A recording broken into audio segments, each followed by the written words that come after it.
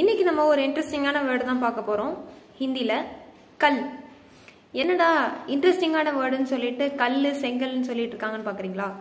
Wait பண்ணுங்க, உங்களுக்கு அதுக்கான மீனிங் என்னன்னு சொல்றேன். இது எதனால இன்ட்ரெஸ்டிங்னு பாத்தீங்கன்னா, இந்த கல் அப்படிங்கிற இந்த வேர்டு இருக்கு இல்லையா, இதுக்கு ரெண்டு மீனிங் இருக்கு. இதுக்கான மீனிங் என்னன்னா, கல் அப்படின்னா நாளைக்குன்னு அர்த்தம். நேத்து அப்படிங்கிறதுக்கும் ஹிந்தியில கல் தான். அப்ப நான் எப்படி டிஃபரன்ஸ் கண்டுபிடிக்கிறது அப்படின்னு கேட்டீங்கன்னா, கல் மேரி தோஸ்த் கி ஷாதி தி அப்படின்னா தி தி வந்து என்னது, பாஸ்ட் டென்ஸ்.